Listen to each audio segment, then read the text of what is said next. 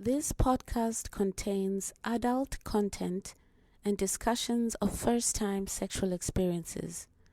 Listener discretion is advised. Some stories may include themes that are sensitive or triggering for some audiences. Someone said, a transition happens to you when you turn 30. I believe they are right. For me, I felt I had moved into this confident zone in my life when I turned 30.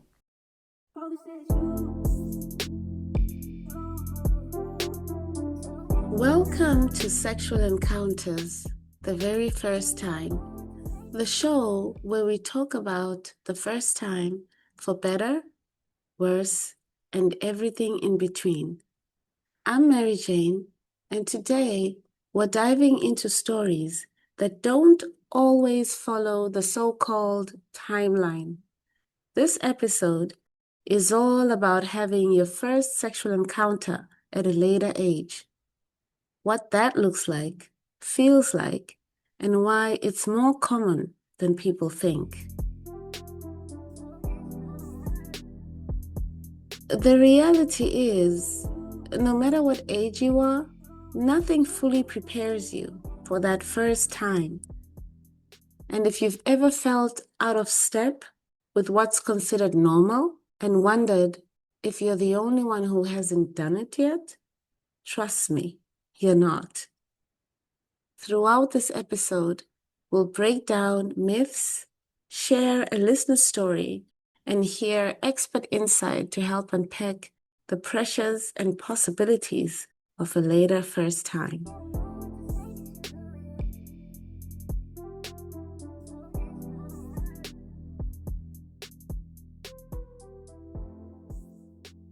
I'm thrilled to welcome Dr. Amanda Morgan to help us unpack some of the biggest myths about first-time sex at a later age, as well as weigh in on our listener story.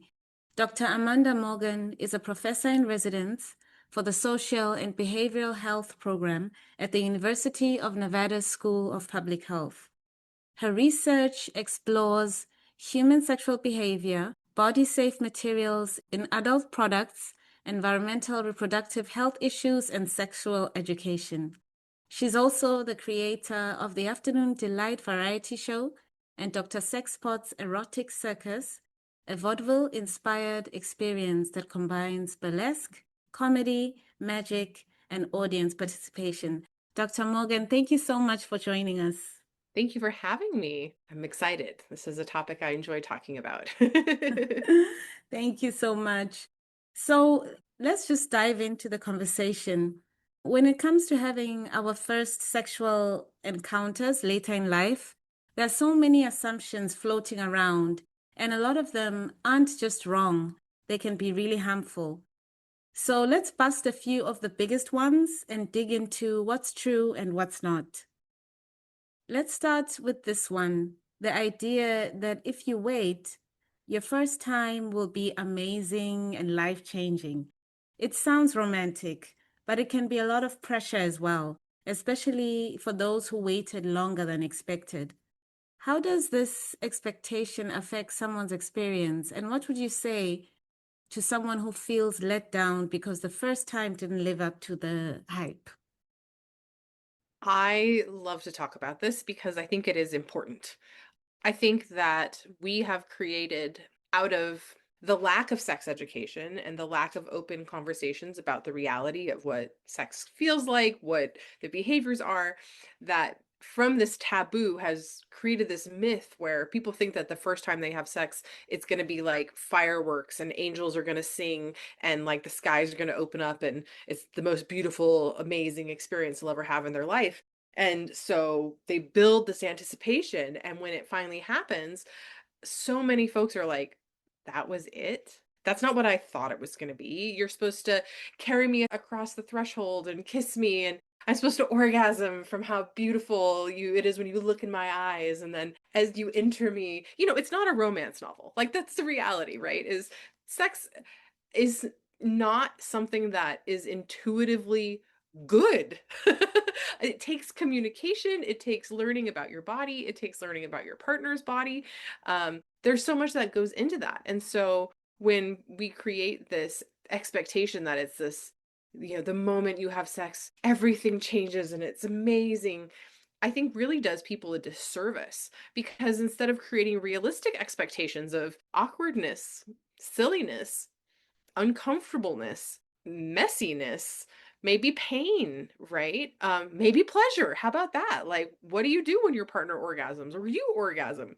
That can be potentially really scary for people who've maybe never had that experience before. Many people's first orgasm is like, what just happened to me, right? Like, and they're shaken by it. So I think that it is possible for people to have a very powerful first time experience. I think it has potential to be pleasurable. But I think with that, you also have to create an environment that is conducive to pleasure and communication and exploring, instead of this kind of hurried, oh my God, it just happened kind of experience that some people, that's their first time, right? And instead of really being intentional about how you want to explore that pleasure and what it might be like, right? If it lasts 2 minutes, is that going to be a problem? Because I think we also do a disservice making people think that sex is going to last for like hours. It doesn't. And you kind of don't want it to, because it's going to hurt. Um, so, I think so many of these sex myths about the first time that you, as I like to say, make your sexual debut. It's coming out into that in a consensual way, can sometimes be a little lackluster. And I think that we need to teach people that. So maybe they're not chasing this imaginary high where they think, like I said, the angels sing and the fireworks blow, where it might be an awkward fumbling. Let's be real. I teach college students about sex, so I hear a lot of, stories about the awkward fumbling. Or where people feel such a pressure to lose their V card that sometimes they will put themselves into situations to have sex for the first time that are not necessarily conducive for pleasure or even consent, which I think is also, when we talk about drugs and alcohol and stuff, it's important to mention. Indeed.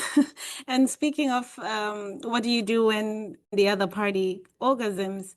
Sometimes the other party, especially for the first time, like with my experience, the other party orgasmed, and I was like, okay, what just happened? Didn't know what to do. Exactly. And then it's like, and then they're so sensitive that it hurts. And you're like, wait, what have I done wrong? Right? Like, Exactly. it looked like you were having a really good time, and now you don't want me to touch you, and I don't understand how this works. And yeah, definitely. I mean, and it's funny because some people after orgasm too just like want to get up and like, don't touch me. Like, I need some water. I'm getting in the shower kind Yes, of vibe. yes, While exactly. others are just like, I want to wrap around you, just covered in our sweat and appreciate this afterglow. Not everybody has the same after sex practices too, which I think, especially if you're with a partner that has the kind of get up and shower and kind of get away from you experience, if that's your first time, you might feel almost rejected, especially if you have this fantasy of being held for hours and falling asleep in their arms, like every romance novel has ever given us, right? Indeed. So another myth that comes up a lot is that you're the only one who hasn't done it yet. Like everyone else has crossed the milestone except you. That can create a lot of shame and burden. From your experience, how common is it for people to have their first time later than expected? And what can help someone reframe the feeling of being left behind? I love this question because I see this every semester in my classroom. I think a lot of people, especially with college kids, have this expectation that people are coming into college and they either had sex in high school or they're going to, have this crazy sexual time in college. That is not the majority of people's experience. And I think that once again, these myths that we have perpetuated us by media and I don't know, some of the peer pressure too. Like I feel a lot of my students have peer pressure to have their sexual debut because everybody else is doing it. It sounds so cool. They want to be cool too, kind of thing. That they do feel alone and they feel like they just want to get it over with because it's like a burden that they're carrying. And the way that I help reframe this for folks is this idea of, okay, so what does the ideal first sexual experience sound like to you? Like, what would you like out of that? What kind of relationship do you want to have with the person that you have that experience with? What kind of communication do you want? What kind of trust, what kind of safety do you want to have with that person? And so, they think about it. Well, I'd like someone that I feel comfortable with and someone that's nice to me, or maybe we've been dating for a while, or I feel safe with them, right? Like some of these words will come up. And then the idea of, okay, well, are you going to use condoms? Is this person on birth control? Are you going to get tested before you have sex so you know that, what you bring into the bedroom? And then it really kind of gets them thinking about their body and also this other person's body, right? And all of a sudden, this isn't a casual experience. It is a communicative, health conscious, risk aware journey that you're going to go on. And, some people want to be married. I have many students who want to be married. Some of that's cultural stuff, some of that's their own personal values. And it's not just the people who want to be married that haven't had sex yet. I think there are a lot of people who are looking to feel safe with someone. And sometimes that person's a friend, right? Like it might not be someone that they're even dating. It might be someone that they have sexual attraction with, they want to explore something with. And so I think when people actually get clear about what they want, they're less likely to go get drunk at a party and have sex with the first person that hits on them, which is another story I've also heard. I've had many of my students tell me, like, I felt like this was such a burden. All my friends had done it. I felt so left behind. So I went and I did 4 shots of tequila and I went home with the first guy who asked me. And I don't remember his name and I don't feel good about it. And I felt sick and I felt gross. And it is interesting how some of those stories where people rush into these things, sometimes they don't necessarily feel as good about it the next day. And so I also ask my students, I'm like, do you want to have sex that you feel good about the next day? Like for yourself, for the behaviors that you engaged in, for the way that you engaged with each other. And I think that allows for that reframe of maybe I haven't found the person yet whom I feel safe, that I can trust, that I can have these open, risk aware conversations with, so I can have potentially a pleasurable sexual experience. But we also live in a culture that makes talking about sex still kind of awkward. And that's why we're having this conversation right now, because we need to have more things where we talk and make sex less awkward, right? So people can have less awkward sex. Like that's the thing is if we talk about sex in an open, honest, fact-based, medically accurate way, people can know what they're getting into instead of fumbling around and making some very interesting choices. Indeed. And that's why I think it's important to, to speak to experts like you so that we are getting the facts and not the myths that are doing the rounds in conversations. Yeah. So I've taught about 4,000 students at the university I teach at. And in that, I would say 15 to 20% of them probably had not yet had sex. So that's pretty high. Yeah. And I had students who were 28, 29, who had not had their sexual debut yet. I think, everybody is on their own journey, but I do agree that then there is this kind of like burden. Like I've Yeah. had students who wouldn't talk about being virgins because they were afraid of being preyed on.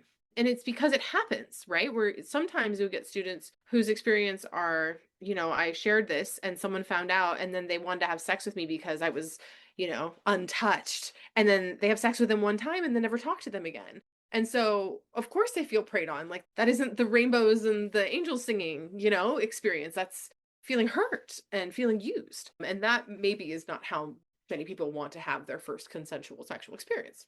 So here's another myth that can really feel heavy. The idea that you waited because there's something wrong with you and no one wanted you. We see this played out for laughs in pop culture, like in films, American Pie, The 40-Year-Old Virgin, where being a virgin past a certain age is treated as abnormal and funny, and it reinforces the stigma. It's such a damaging message, yet it still lingers in real conversations, like you said, where, either they're now preyed on or they don't want to talk about it because they don't want to be stigmatized. Why does this stigma exist? And what would you say to someone who feels undesirable or ashamed because they haven't had sex yet? I mean, these are the kind of questions that, like, I wish we could just change the culture we were in. Like, there's so many of these things where it's sad when we see some of these really significant life experiences made into comedy where we are adding to the stigma of these experiences, which, I mean, we got to be real. There are some people who go their whole life without ever having sex. Then you've got folks who choose this for like spiritual purposes. I've also met people who were nuns and then left the church and then end up having sexual experiences like later in their life, which is a whole other kind of interesting specific category. But in terms of the feeling undesirable, I think sometimes you have to become your version of desirable.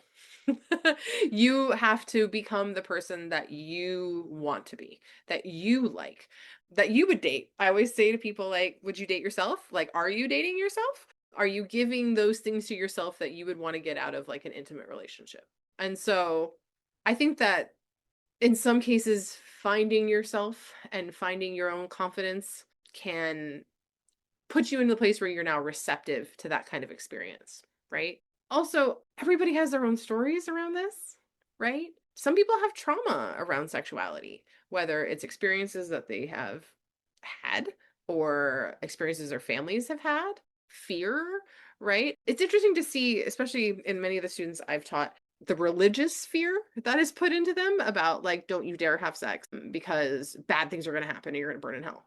And even like they hold that shame and that fear and that guilt so tightly that it holds them away from potential positive sexual experiences and intimacy in their life. So I think you need to help unpack people where the shame is. I don't think there's any shame in taking care of your body and choosing to engage in behaviors when you're ready to, right? And I think that going back to consent, coming back to creating your yes list, like what do you want? Who do you want? What do you want to do with the person that you want to do it with? I think these things can help people realize that maybe they just haven't had the opportunity or maybe put themselves into situations where they can find that opportunity. And also, I think pushing people a little bit out of their comfort zone. For example, like I love social dancing. Okay. It's a thing that we used to do a whole lot of, right? Many cultures do social dance, but I feel like we've lost a lot of that. But it gives you an opportunity to go meet a stranger, right? Find out their name, spend some time, 3 feet away from them and feel them out, smell them, see how their hands feel, how their eyes look, like have that experience and share in that personal space. And I think that, especially for folks who are struggling to meet people, they need to put themselves in situations where they meet people. So whether that's dance, whether that's cooking classes, whether that's going to your local like board game place and playing games with people you don't know, right? Finding ways to build community of people doing things that you like to do, right? So I really am a strong believer of do the things that you love and you will find other people there that you can love who also love the things that you love. And so I think instead of trying to be what we think we should be because of whatever movie or whatever pressure that we've gotten, you do you, boo. And hopefully while you're there, you'll find someone who kind of wants to also do you. You might be able to find someone where you share in things. I've had students who've literally done I swiped right on Tinder and I met some dude and we had sex in the back of my back seat and then the next day he blocked me. Most people don't want that experience. Like if they know that that's how their night is going to end, they probably wouldn't have started it. And so that is why I think it's okay to have high standards for yourself and the ways that you want to interact with people and give yourself a little grace. Like there is no time limit. There's no like you've aged out. I think that's so gross. Like that there's so many societies that are like, oh, you're an undesirable if you've hit in this certain stage. These are the terms that they use. Like you've aged out, you're old, and you're 25 or whatever. Like what? I hope that for folks who have not yet had a sexual experience with other folks, that they're at least exploring what they like with themselves, with their fantasy, with their, because then when you're with a partner, you can at least bring something to the game. Like, hey, like, I want to try this. I've seen this, it excites me. Let's explore this. I've always wanted to try this. Instead of like, oh, I don't know what to do. Do you know what to do? I don't know. What's this? Oh, what's a clitoris? I don't know what that is. Don't know. Always know what a clitoris is before you, unless you're someone who doesn't have sex with people with clitorises. And that brings up the point that not everybody's having heterosexual sex, right? For many folks, they might be gay. They want same-sex partners, and maybe wherever they're at in their life, they are not finding the right person to have that experience with. And sometimes it can take a while for you to find someone that you connect with, that you're attracted to, that, whatever the story is. And so I think that people just need to be told to live their own story and stop comparing to everybody else, but seek joy and seek pleasure and be nice to yourself and do things that you like to do and try to connect with the people around you.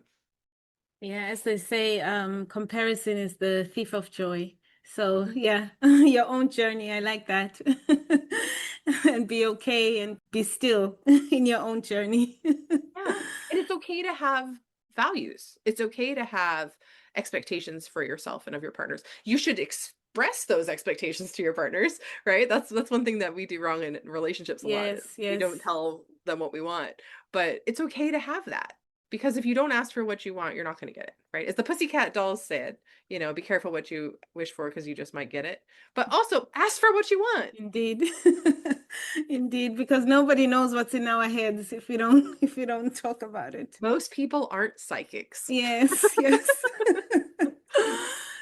And speaking of asking for what you want, one thing we always ask of our listeners is to share their own stories about first-time sexual encounters.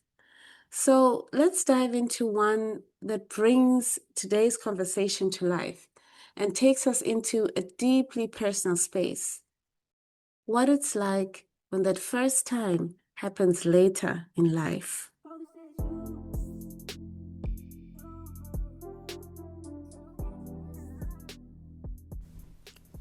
My first time happened when I was 31. I had completed a master's degree, so I had accomplished something significant in my life. I was this mature and confident woman. Someone said, a transition happens to you when you turn 30. I believe they are right. For me, I felt I had moved into this confident zone in my life when I turned 30. Now, one may ask why I waited that long to start engaging in sex. Well, I'm not going to sugarcoat my story. I had, or should I say I have, a condition that affected my self-esteem concerning my physical appearance. I had been stigmatized because of it in high school. So, to put it frankly, I felt ugly or totally unattractive to the opposite sex.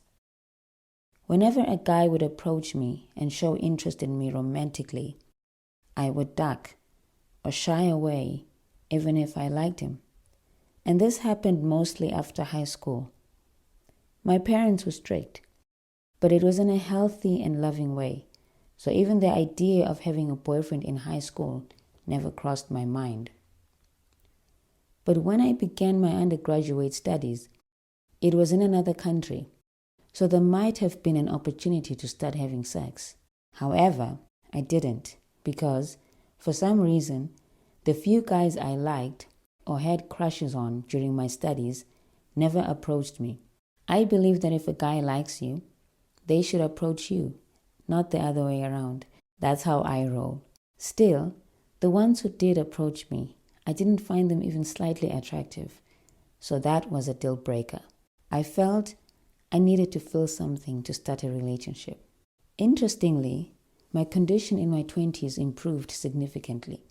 I was still on medication, and although it began at a high dose in high school, in my 20s, the dosage had decreased drastically. So, for some reason, I seemed to have outgrown it. Fortunately for me, I had a mother who told me once that having a boyfriend was not all that life is about, that having a boyfriend is just part of it. So I never felt the pressure to get a boyfriend, not even from the few friends I had, whom I don't recall ever talking with them about boys. So while I was pursuing my master's, a guy whom I knew since primary inboxed me and started a conversation on Facebook. Later, I realized that he was interested in me. I lied to him and told him I had a boyfriend. Well, that was a tactic I usually used to drive away guys I didn't feel interested in. But he didn't stop, in quotes, pestering me. As time went by, I noticed that I enjoyed having conversations with this guy. He engaged me mentally. I could never get bored talking with this guy. That's how he won my attention.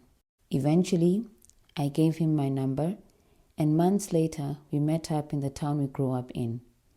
He made his intentions from our very first date that he was that he wanted to make me his wife.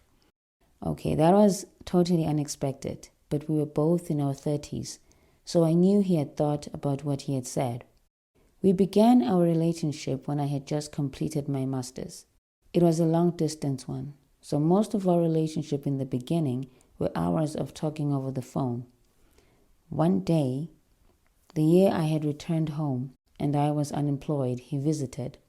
He would usually visit once a month, just for a weekend, and then head back to where he stayed. It was in another country. During our relationship, before we started having sex, we would touch each other and, of course, kiss a lot. He had made me wet several times, and I had felt his hard on. Okay, at first it was weird. We had learned about each other sexually without getting naked. But on the weekend it happened, we hadn't even talked about whether we would do it. Then, when he was about to leave, we started kissing.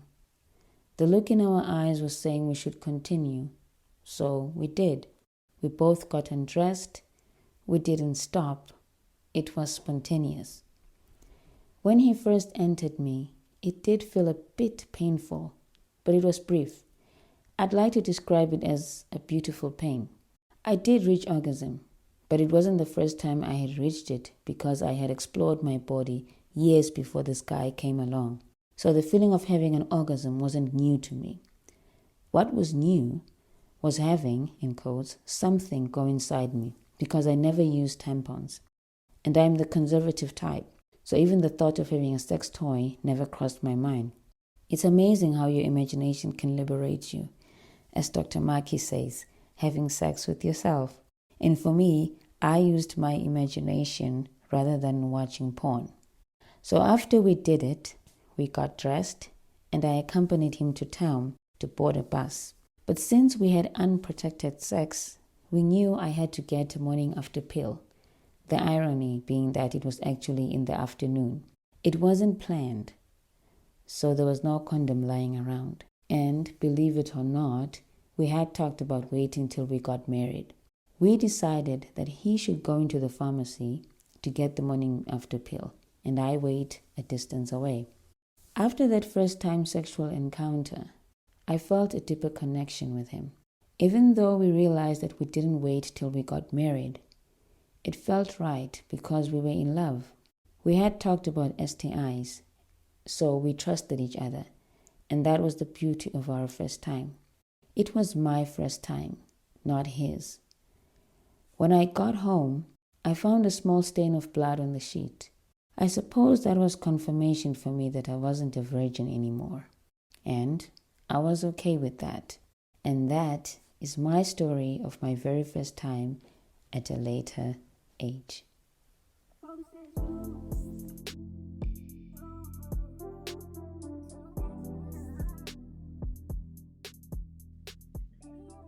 So our listener's story really shows how complicated it can feel to have your first time later than what society deems as normal. For someone in that position, whether it's by choice, timing, or just life happening, how do they approach it with confidence and without feeling insecure or stigmatized?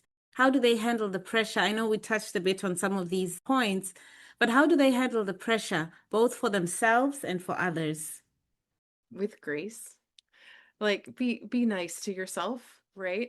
Um Also, we don't have like a little counter on our forehead that says like lost my virginity at 30 years old, you know? If that was important, we would have evolved that way.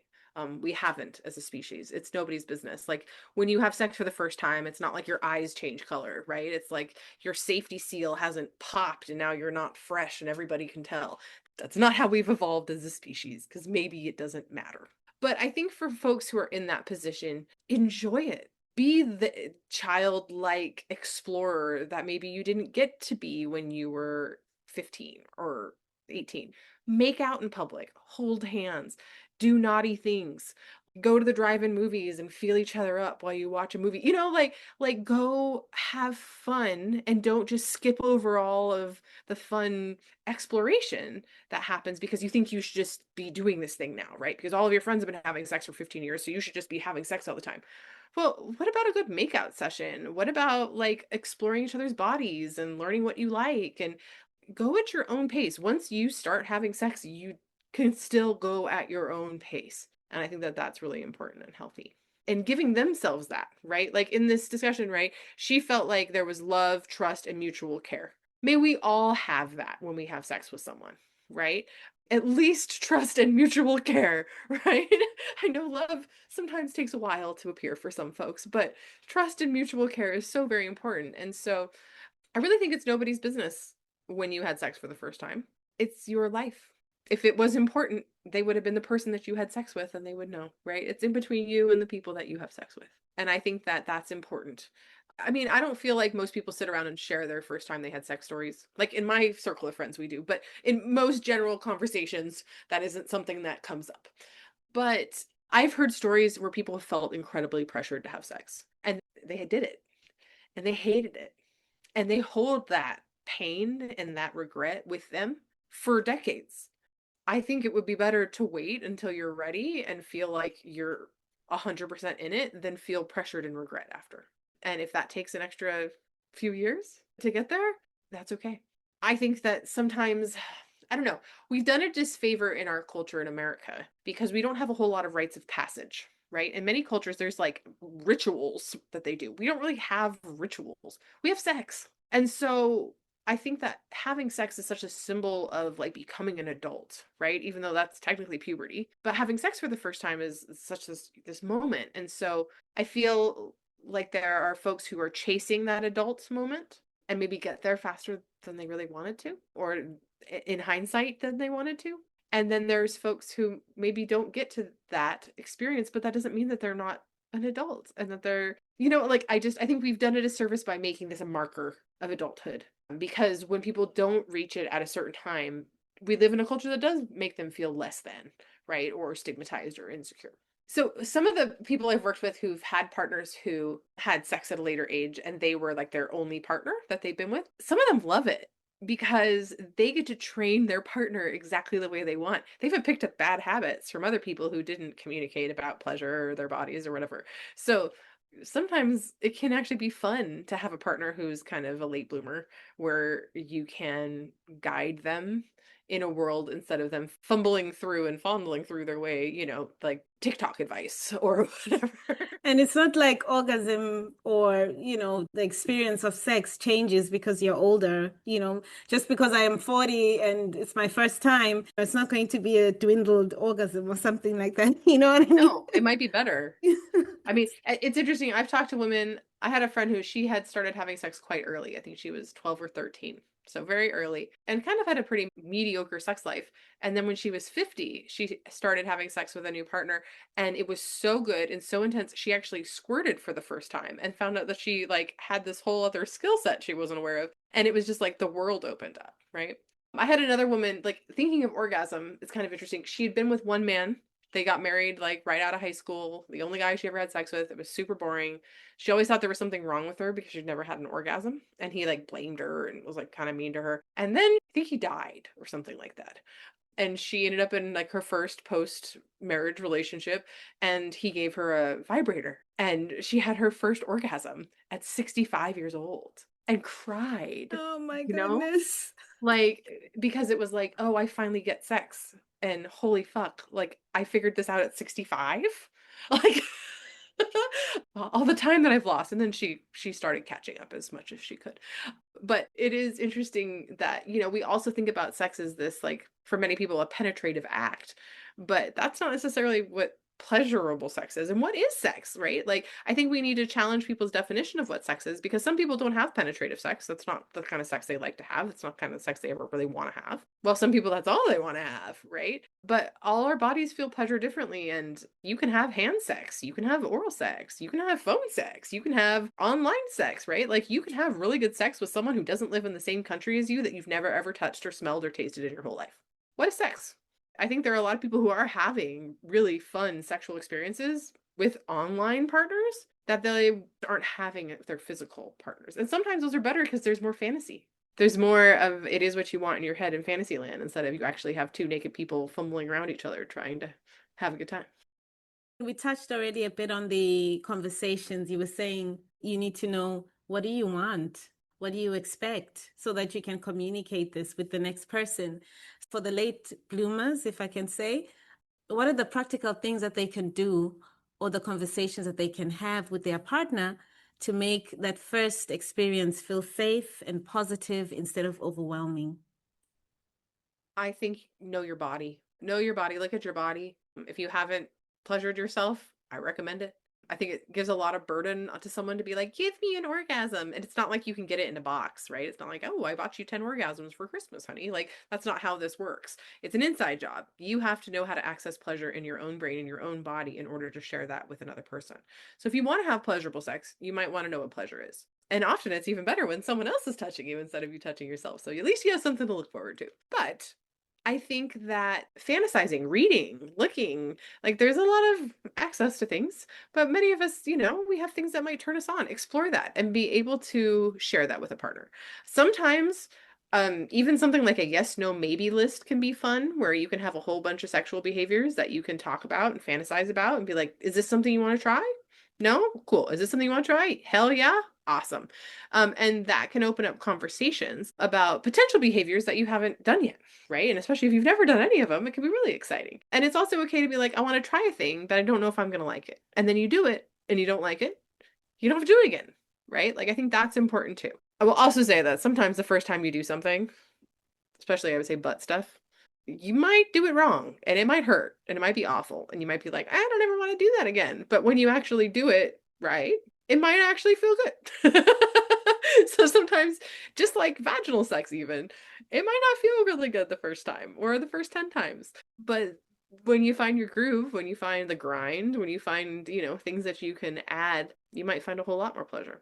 So I think exploring, talking, maybe watching videos. There's some really fun resources now, like OMG, yes. There's videos about like sex acts and masturbation and different places, erogenous zones, right?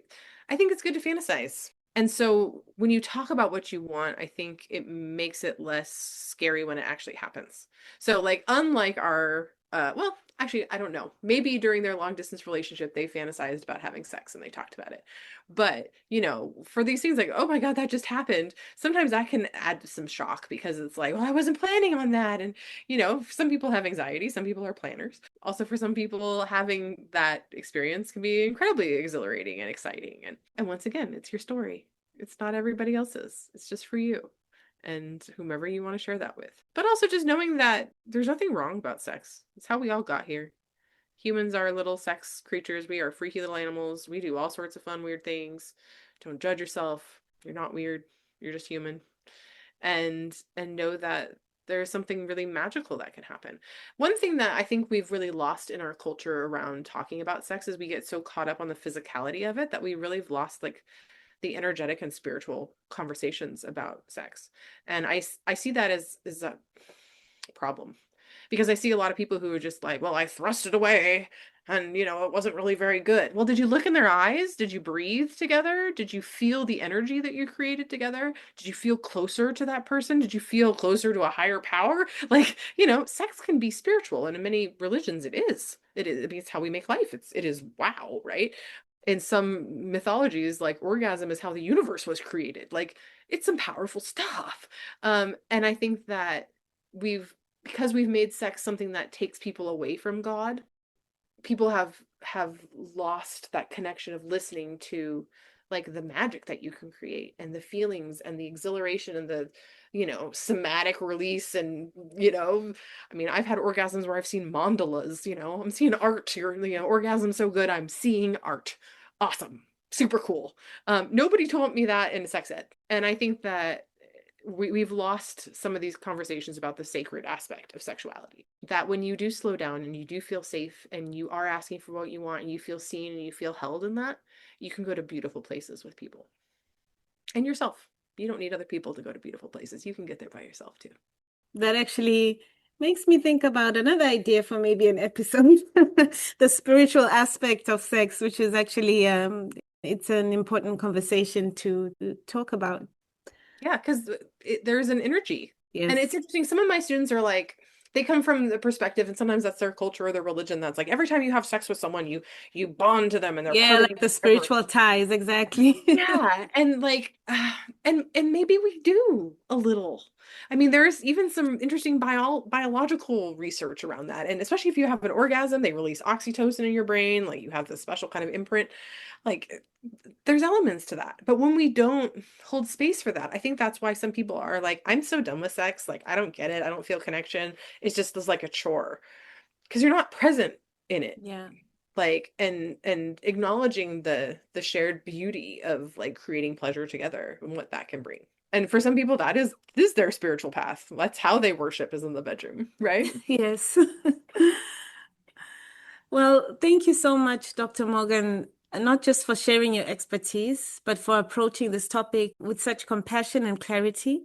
Conversations like this remind us that there's no single timeline. And like you said, it's your story. So there's no perfect script for the first time. There's no perfect script for the sexual journey throughout life, just the one that's right for you.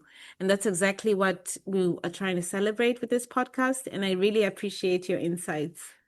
Thank you so much for having me. It was a lot of fun.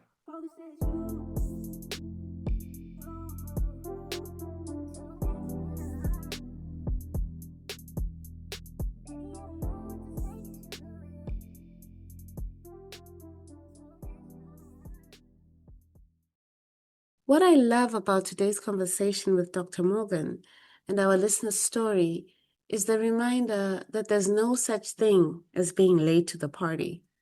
Your sexual journey is yours, whether it starts at 16, 36, or 76. Give yourself grace, own your story, and toss any shame or regret out with yesterday's laundry. There's no aging out of sex. Just like love, as long as you're open to it, you deserve joy, pleasure, and connection at any age. If you've got a first-time story that's awkward, sweet, or pure chaos, we'd love to hear it. DM us at Let's Talk First, email sexualencounters the very first at gmail.com, or fill out the form at bit.ly/Let's Talk First. And speaking of rainbows and art and singing angels and orgasms not exactly arriving in a gift box, next time we're turning up the heat with first-time fireworks. Stay tuned. You're listening to Sexual Encounters, the very first time.